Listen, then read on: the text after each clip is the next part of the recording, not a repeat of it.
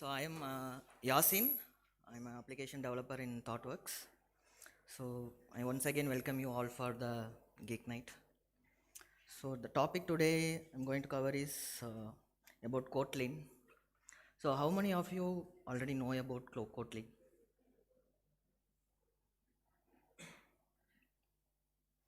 Anyone used or heard about Kotlin?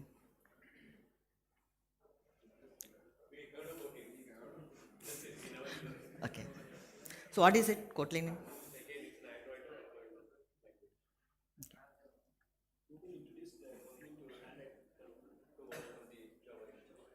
Okay.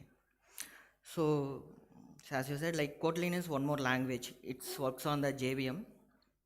So there are some like for Google has officially announced it Android Kotlin as the official language for Android development. So it's one more language that works on the JVM. So it has both support for object oriented and also the functional. So everyone knows about functional programming also.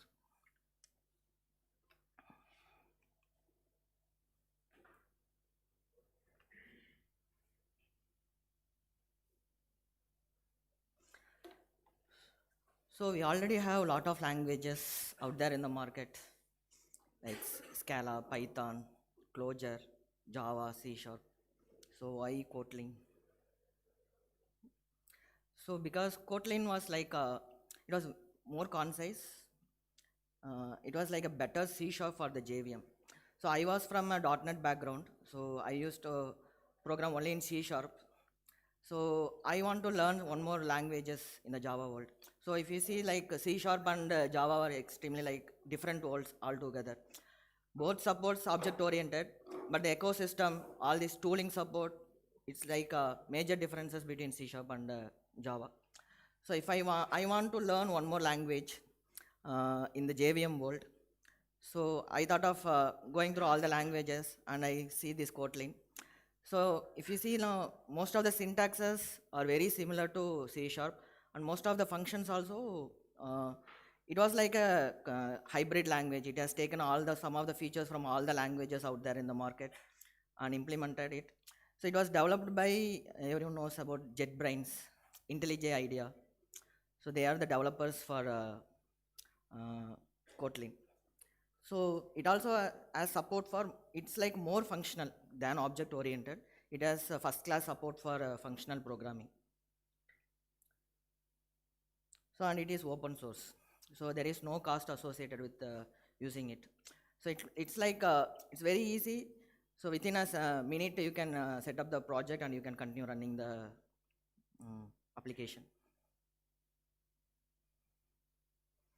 So some history, it's like it was a very new language. It was first introduced in 2011. First, just JetBrains unveiled it, and February 2012 it was open sourced.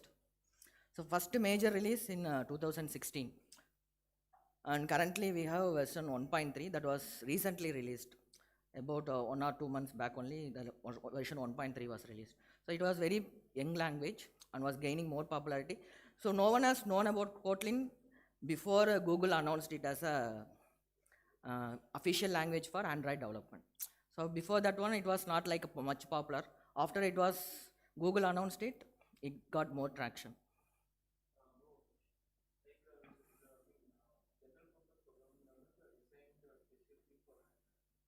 No, it's a general purpose. So it's like a multi-platform. So one of the advantages with Kotlin is it supports all the platforms. So like most of the people might have learned about Xamarin. So there you can, it works on the C Sharp. So there you will write code in the C Sharp. It supports Android, it supports iOS, it supports Windows. The same code can be transferred. Similarly, Kotlin also supports multi-platform. So and also using Kotlin, you can also program for some of the embedded systems also. The same code can be used for. It's a multi-platform. And we have Kotlin script also. So for client-side development, if you are not comfortable with the JavaScript, you can use Kotlin script also. The same code can be shared across both the browser and the server side.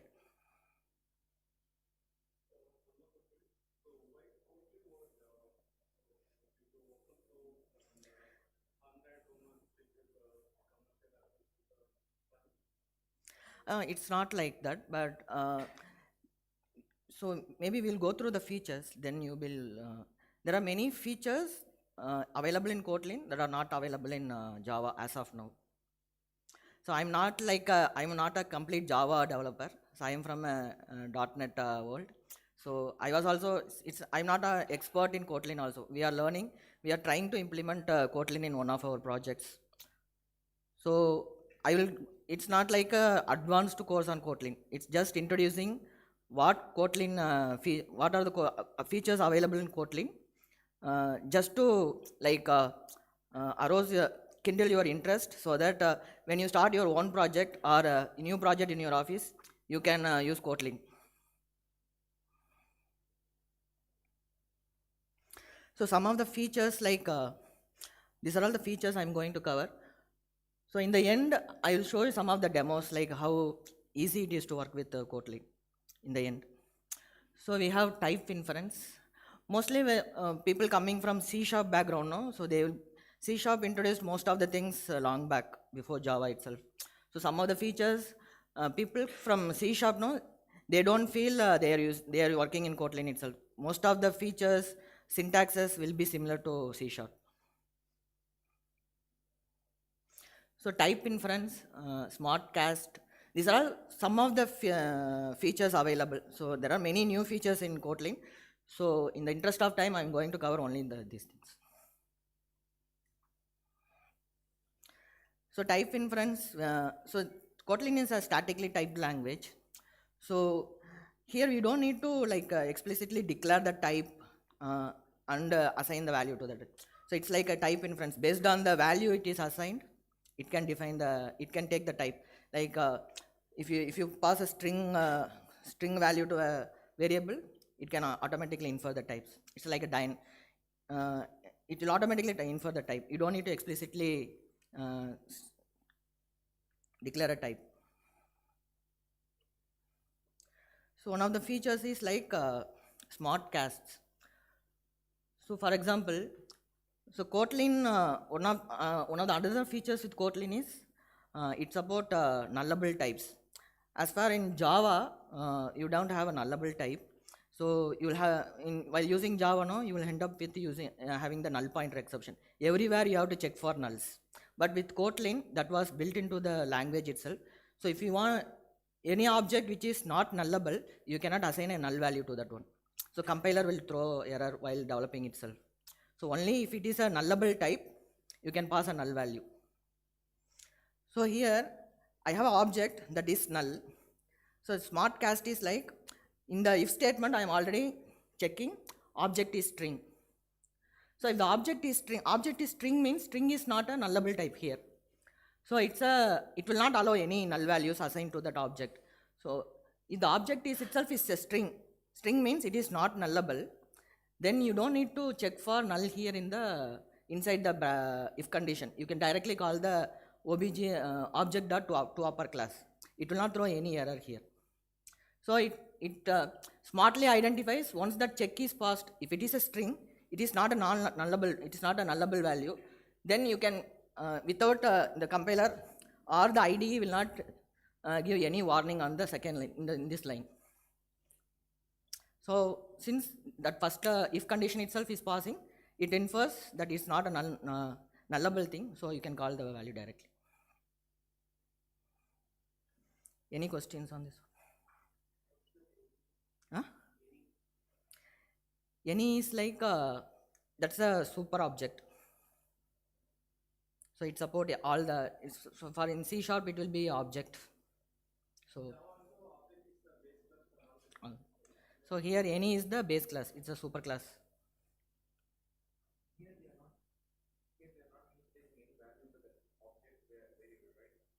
We are initializing the null values. No? So I will come to that. So if you have a question mark there, for example, the string is there.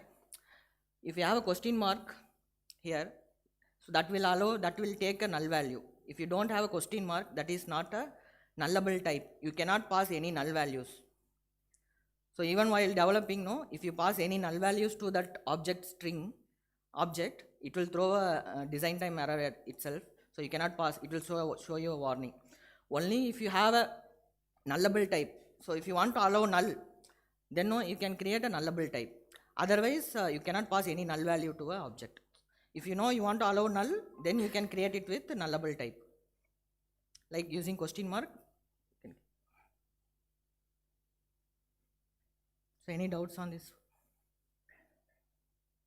So I'll be going through the syntaxes, how class, most of the syntaxes, class definitions, interfaces, all these things are very similar to Java or C#. So I will not be going through all these things. Some of the features I will take. So another thing is extension methods. So I have already a class. For example, string. String is a sealed class. So you cannot inherit or add more methods to that one. So like if you have using extension methods for the string class, you can add some more functions. For example, I am creating one library. So in that library, I don't have any methods to, some of the methods are not there. I'm exposing to some other users. They want to add one more method without modifying that class, or I don't have the source code for that one. I have the type. I need to add some more methods, extension methods to that class. So using Kotlin, no, you can have extension methods. You can call like func. This is the type where you need to add the extension method, and you can implement that method. So if you have a string, that method will be automatically available for you. So this was also introduced in C# long back also. This was available in C#. So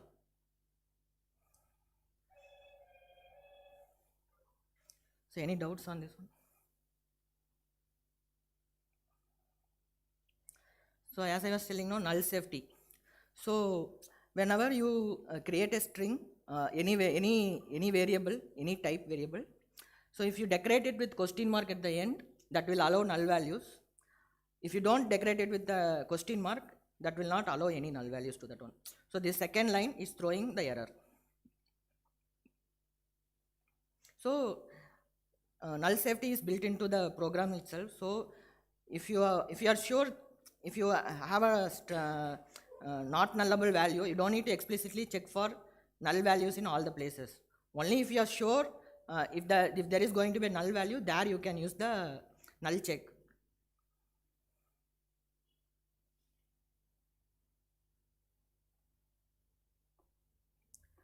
So another important feature is data classes. So I'll explain it, I'll show you a demo. So this is the one line. So like I'm creating one video game as a class. I'm passing some string name, publisher, and the review score. So the same code, if you want to write in Java, so it will be like 50 lines. I will show you the difference in the end in the demo. So data classes are nothing but it can be used to hold the data. It can also have some functions.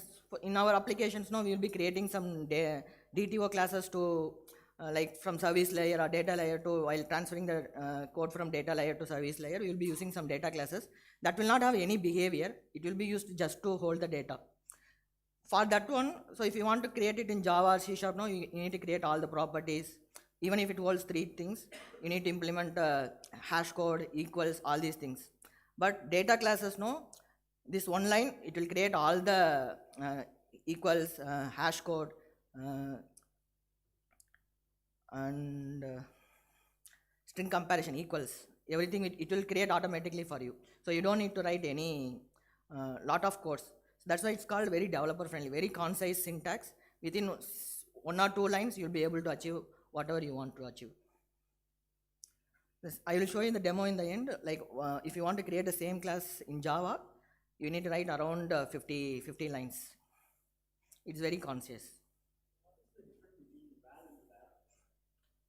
So yeah, val and var is like where you can modify the values. So Kotlin supports immutability. So using val and var, you can, if it is a val, you cannot modify the value. Once it is initialized, you cannot modify that value. Var, huh? It's like constant.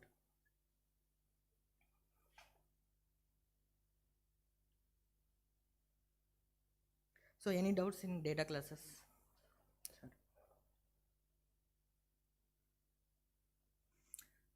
So most of you might have heard about default arguments, like for a function. So you can have some default values to the functions. So this is one of the features available in Kotlin. I don't know about Java 8 whether it supports default arguments. Java 8 or Java 11.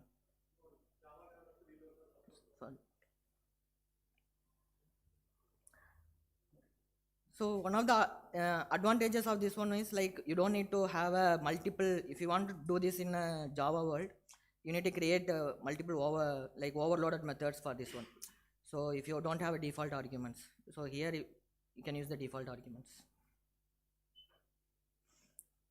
Unnamed arguments. So I'm also not sure whether Java supports. It's not there. So named arguments like you don't need to pass the variables in the same order whatever you have created.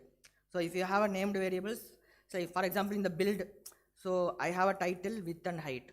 So so while passing the values to this build function, you don't need to pass it in the order it was defined. So if you have a named arguments, you can define it in whatever order you can.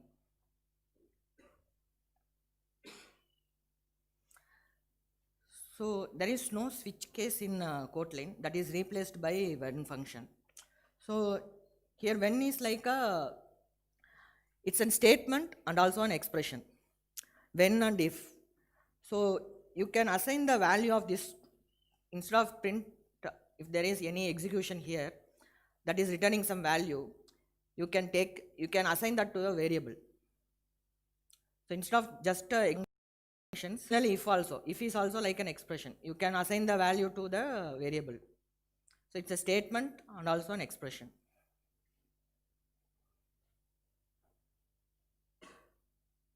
So any questions up to that one?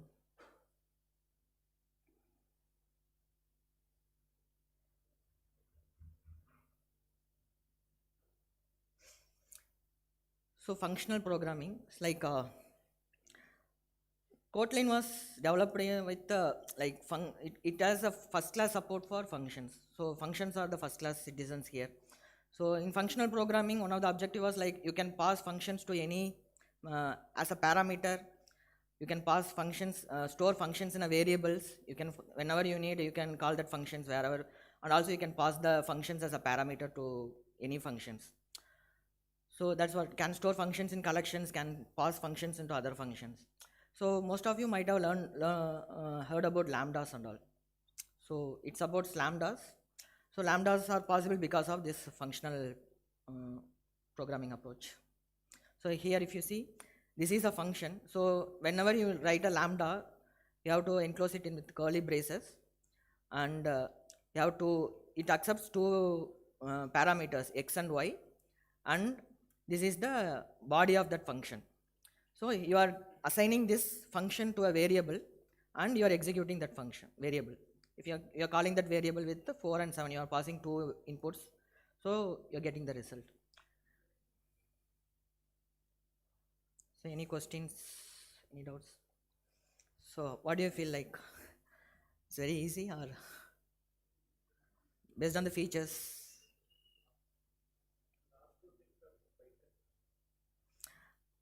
This functional programming. So named arguments, I don't know about Python, but most of the except Java, no, so like C#, most of the new modern languages has all this support.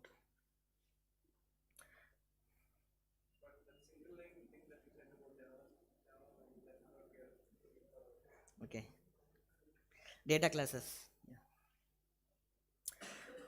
So we have some collection functions also. Like since it has first class support for functional programming, so we have some functions that are more functional, that supports functional programming. Like when you are working with collections, like you have map, flat map, filter, reduce. So filter is like filtering the collections. You have flat map. If you have nested collections, if you want to if you need to write some projection queries over that one, you can use flat map. Map, everyone knows, whoever is from JavaScript old or Python, they might be using map. So it's like changing one collection into an entirely different collection. reduce. So if you want to do some, if you have a list of integers, if you want to make a sum out of, if you want to make a sum of all the integers, then you can use reduce. So it's reduce takes a list and it reduces into a single value, but map it will return a collection. So fold, here in reduce you have like you don't have a initial, you don't supply initial value for a reduce, but in fold you can pass a initial value whenever you are calling. And some of the predicates available for, these are all methods that are available for collections.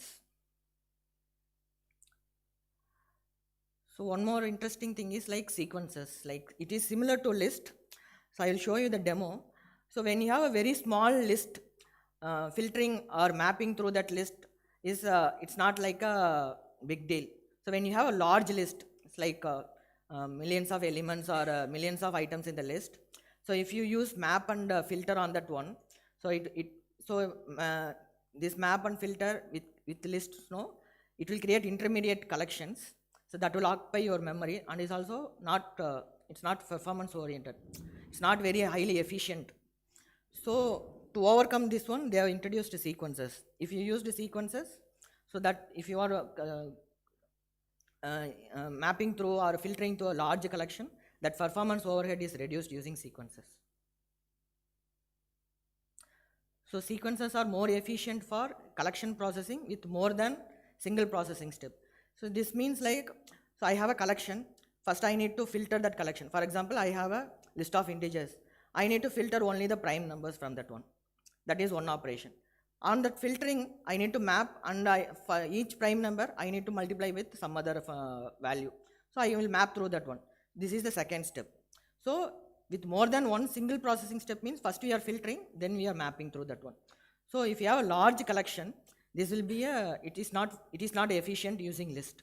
So you can use sequences. Sequences is not very easy. Like we have a list. If you use dot as sequence, it will convert that list into a sequence. Then you can call all these operations. You don't need to do any magic to make the sequences. It's like calling a function. That's it.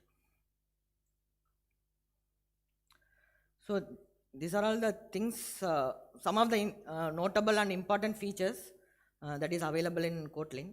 So I will show you some demo on collections, how we can map through the collections, filters, and these data classes, how the same thing, same one line in data class, how it is transferred to a 50 line in Java. So all these things I will show. So any doubts or any clarification needed still now?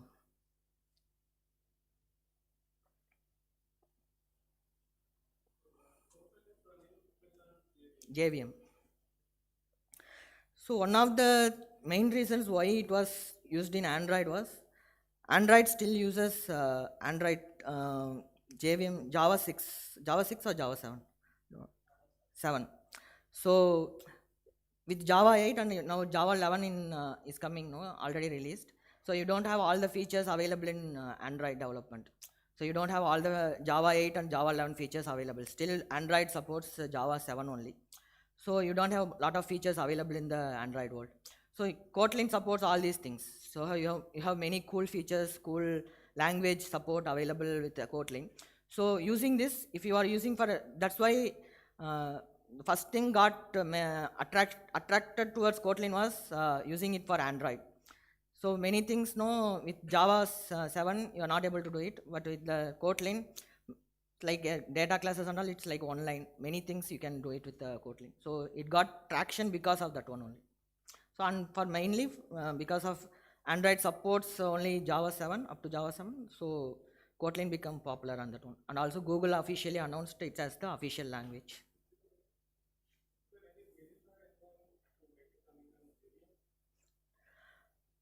So there are some libraries for converting the code. Like it will be again it will be converted to Java bytecode only. So whatever Kotlin code is converted into Java. So there are some libraries, very small lightweight libraries that will be taken care of by the IDE itself. So whenever you create, all these libraries will be added automatically. So while packaging also, all these jars will be available. So it's lightweight only. Just to interpret the language syntax and convert it into the bytecode. It has Kotlin compiler, so that will compile to again Java bytecode. So and one more thing was like interoperable with Java. So it's like you don't need to have any special syntax to call. So in a same project, you can have Kotlin class and also Java class. So it's very easy to call the Java class inside Kotlin. There is no special syntax needed. And also Kotlin, if you want to call Kotlin code in Java, there is also no special syntax. There are some annotations available for some edge cases. So that is that we cannot cover in all these things in this 1 hour. So, but if you can go through the site, Kotlin website, they have all these examples available. So interoperable is very, very easy. So we are working with the Clojure, one of the, it's like on functional programming. There, so interoperable with the syntax for calling Java functions and all. So it's like you cannot imagine. So it's very difficult to use that syntaxes, and you will keep on forgetting all the syntaxes. But here it will be like more Kotlin only. So you don't need to have any special syntax for calling a Java code. And also IntelliJ IDEA gives first class support for. So if you take the IDE, IntelliJ is the one that is supporting. You can have Visual Studio Code also. So there you have some language extensions, Kotlin extensions are available, but that is not fully, it's not exhaustive as IntelliJ IDEA.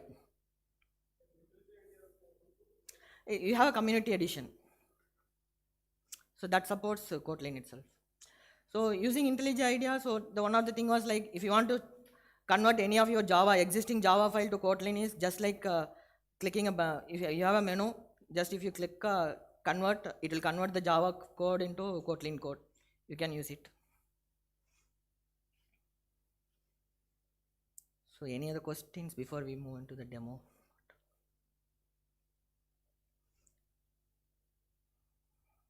Okay.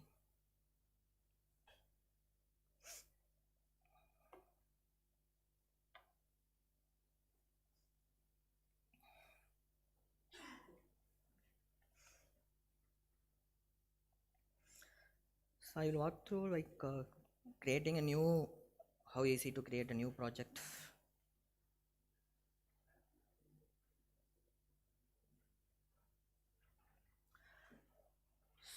So while creating, you can have click Kotlin, and so it will automatically use the Kotlin Java runtime. It was available. You can give some.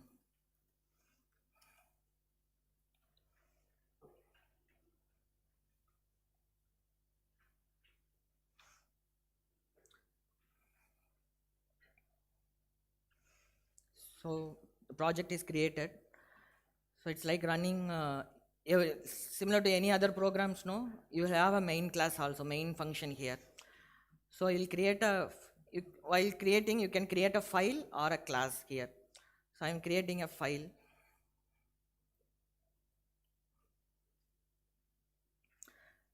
So for running it's as I said, no, it was like more functional language. You don't need to create any classes.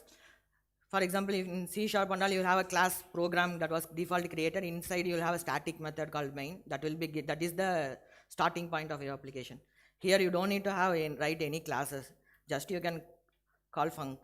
Func is the keyword for function. Main.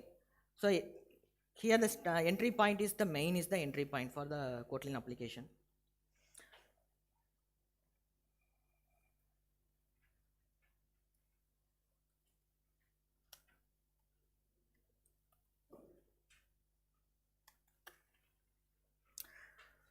So the syntax is like you will first define the variable name colon the type. So if you have used the Angular, Angular, the syntax is in the JavaScript or Angular, it will be very similar. You will have a variable colon, then the type of that one. That is the TypeScript. If you similar to that one, while passing for initialization, parameter passing, all these things, the syntax is the same thing only. So just I'm giving basic hello hold application. That's it. I can run. So first time it will, some of the jars it will download, and so you don't need to have a class and define a class and run have a main class. So you'll have a function in any file. You can have a main, and you can direct that will be getting called. So this is the entry point. So if you want, you can also create a class just to decorate it with. But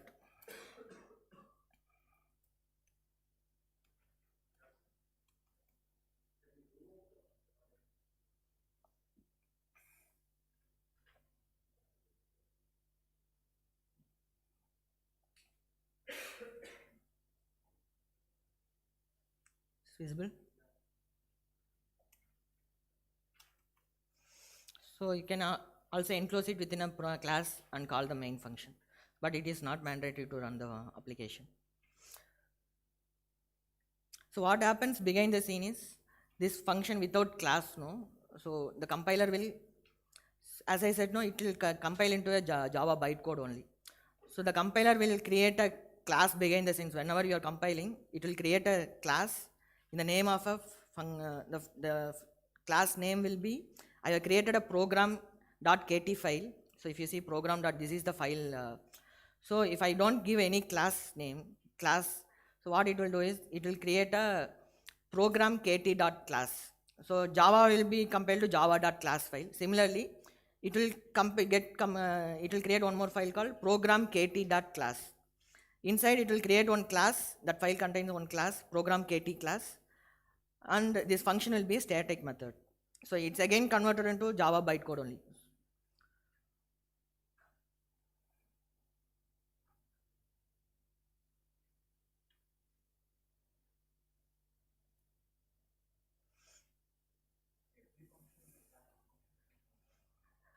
Yeah.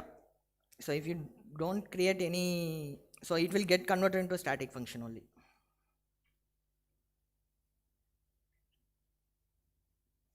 So any doubts running the application? So it's very easy to just create one program. You don't need to add any dependencies. It will automatically take care. So if you have JDK installed, so it supports from Java 6. So from Java 6 to up to 11, it will support. So it's as simple as.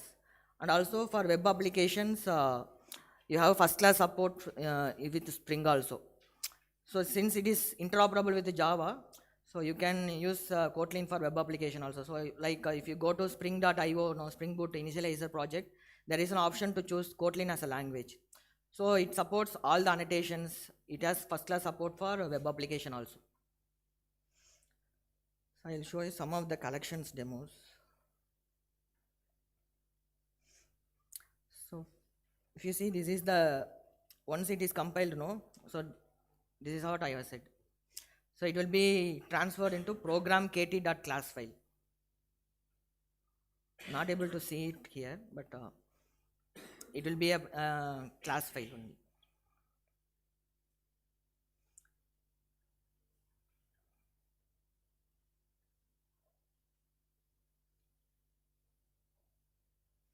So first I'll start with map. So in the collection classes, I have listed some map functions: map, flat map, reduce, filter. These are all the functions available over the collections.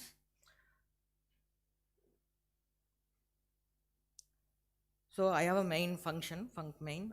So I'm creating one, I already created a meeting class. So this meeting class is again a data class. So I said no, so I don't have any properties. I have not written any properties exclusively, and also not implemented any hash code or equals overridden any of that one. So it's like a just data class meeting. So I want to show you that. Yeah.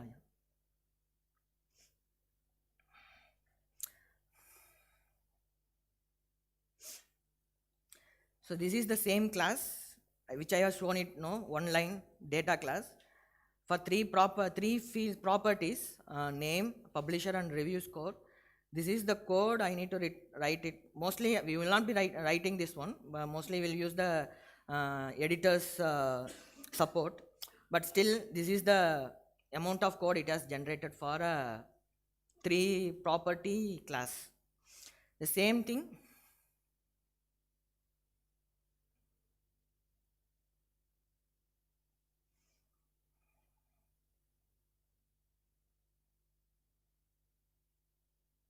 So this is the one line.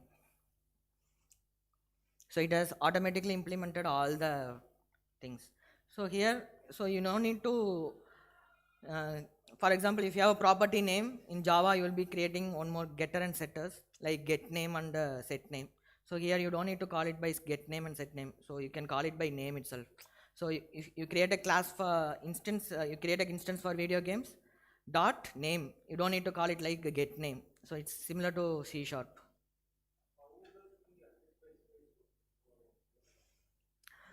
So access specifier modifiers like it's similar to Java and C sharp. Like you have private, public, protected. So all the classes are public by default. Okay.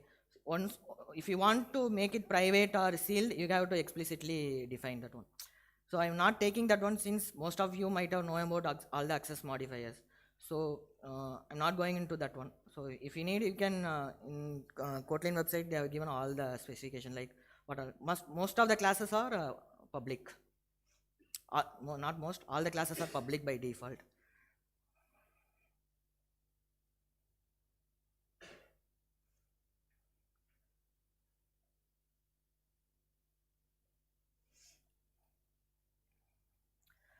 So the collections, so I will going through filter, map, and flat map, and reduce. So, so it's like you can go through the syntax. I'm creating a variable, and as I said, no, this is optional. I don't need to define a type for give a type for that one. So since it is type based on the type, it is a automatic type inference. So I don't need to give any type declaration. But you can also give, but if you don't give, it will based on the values, it will infer the type. Even if I don't give, so I didn't give this type here, but the ID is giving that hint. It is a list of integer, but I have not typed this one. So you have first class support with IntelliJ IDEA. So I created a int. I'm filtering. So filter is one of the functions of collection classes. Uh-huh.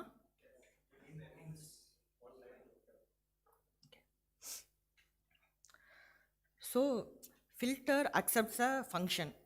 So it's like a lambda function. So you can call it, it's like a function only. So the parameter to that function is filter is you have to pass one function. So how you can pass it like you can define like this also.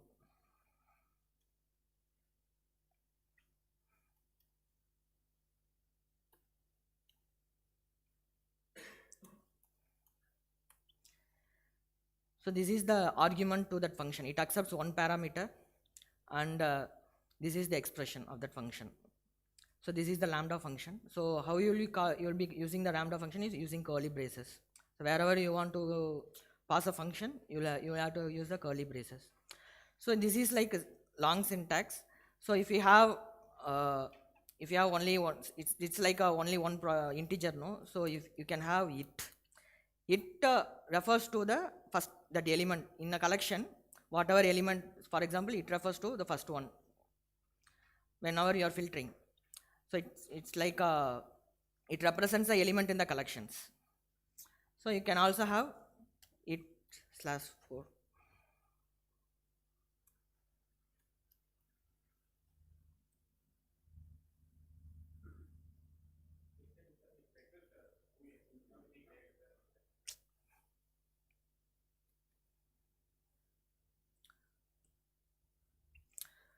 So you can use the it everywhere in the lambda functions. So you don't need to like create a parameter and write it like this: c greater than 4.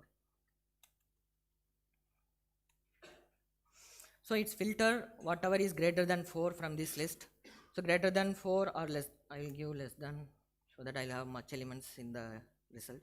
So I'll get in the small ints I'll get 1, 2, 3.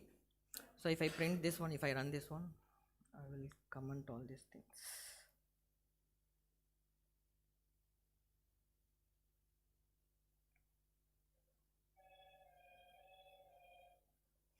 So it's filtering only the elements which are less than 4. So this is the filter function and map.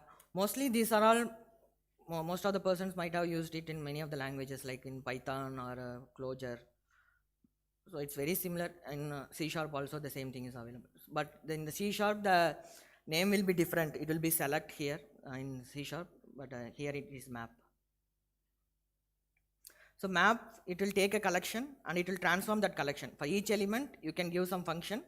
It will take that each element and what, for example, I'm multiplying, I'm squaring it with the same. For example, I am taking 1 and squaring it. So map will return exactly the same number of elements as it in the list. So if we see, run this one. So I have 1, 2, 3. This is the filter, and this is the squared. I am applying map over the result. So this is like two independent operations I am doing, filter and map. So you can combine this two into a single, in a single line itself you can call.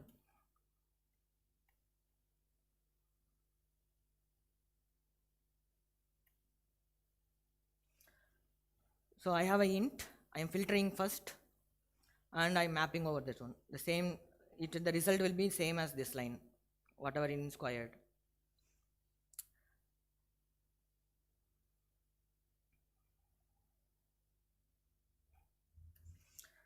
So fold and reduce are similar, both are similar functions, except fold accepts the initial value. If you see, I can give initial value to 5.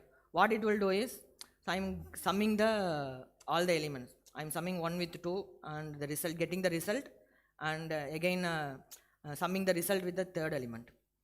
So here I can give one initial value so that that value will also used. First value will be the fold first value, first values will be 5 and 1. It will sum 5 and 1, it will get the 6. Second time it will pass the 6 and take the 2 from that collection, 6 plus 2, it will sum it up. So it will reduce, it's similar to reduce, but it will take one initial value. That's the only the difference. Reduce will not take any initial value. It will take the first, it will take 1 and 2 as the first iteration. It will sum it up and it, so it's not like only the sum operation, you can do any operations here. So this is again a lambda function. You can also, if you have a, since it supports functional languages, no, so as I said, you can store this into a variable like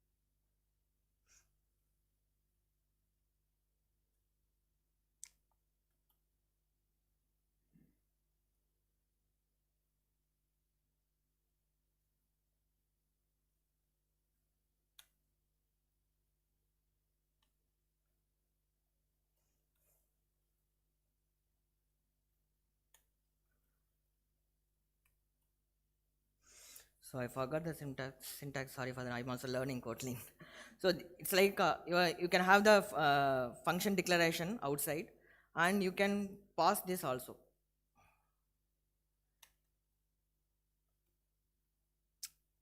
It will hold a reference to the function and you can pass it here.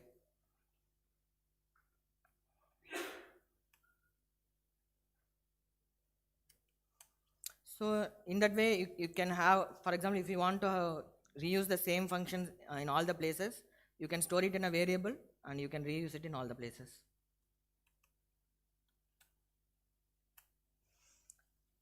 So another thing I want to show is like that sequence.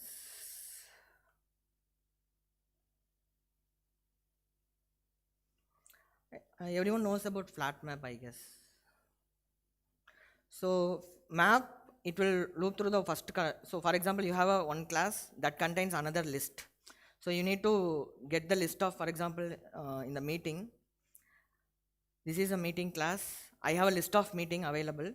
In each meeting, I have a list of peoples. Each meeting, there are some peoples attending. So I have a list of meeting. Inside that list, I need to get only the peoples. For example, I have 2 meetings, means first meeting will have 2 persons, second meeting will have only 2 persons. I need to get a map through that one and get only the peoples attending in all the meetings. I need only the list of peoples. So using map, it will create a list of people. If you map over this one, so if you see, instead of flat map, if I give it, it is throwing an error, type mismatch. So it will be a list of person. So I will not get only the peoples inside. That is a list of persons I will not get. It is a list, again list of list. So if I use flat map, it's like flattening the collections. You have nested collections. So you are flattening the nested collections and you are taking it out.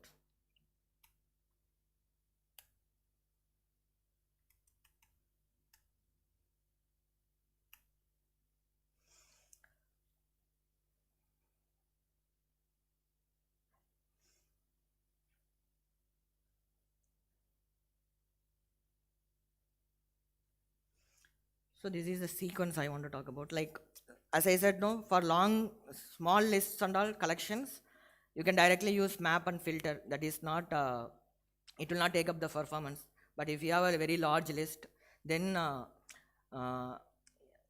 there are some performance, it will affect some of the performance. So you can use, you can convert it into a sequence, then you can call all the map and filters. So it's like simply calling as sequence. This meetings is a list of meetings and using as sequence. After that, I'm calling all the functions. So this will be much more performant than the using the plain list for large collections. If you have like thousands and millions of records inside a list, then it's obvious to go for as sequence.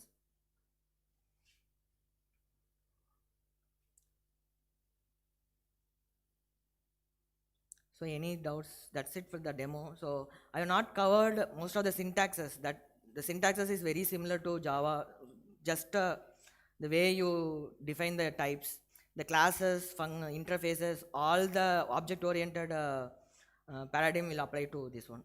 In addition to that, we have first-class support for functions. So I didn't cover all the syntaxes. You can go through, like access modifiers is one of the term, and how the classes are, like whether the classes are open, how you will inherit classes, and also like in addition to inheritance also, there are many new features they have introduced, like delegations and all. So that you can go through once. If you are interested in learning, then you can go through that one. So fold, we have many real times, like I will have initial values. For in JavaScript also, reduce, if you have JavaScript ES6 syntax, in reduce it will accept a initial value. So you have some initial value already calculated. In addition, into that value, I have some collections. I need to add this initial value to that collection and calculate it. For example, like I have some balance in my account, like 1,000 rupees. I have 2 transactions happened. So I need to sum all these things. You can use fold. You have initial value and you can sum this one.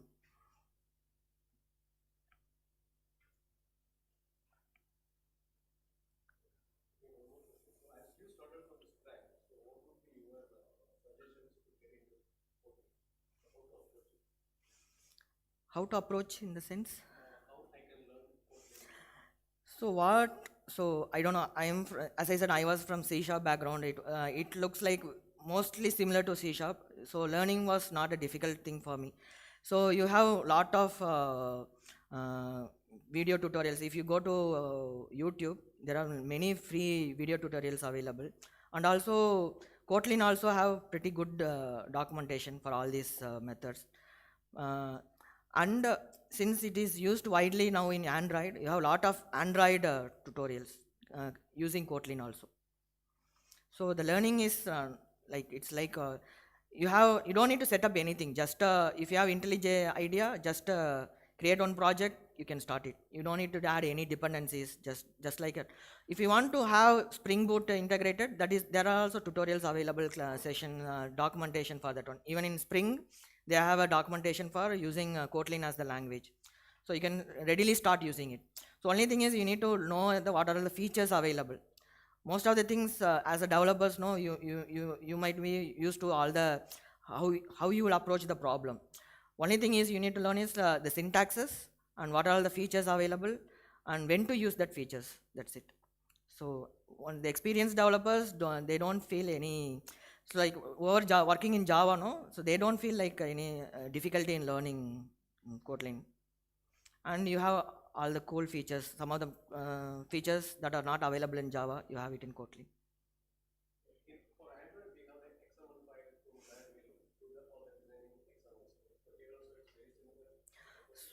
I have not used Android. I'm not an Android developer. Maybe anyone has used can.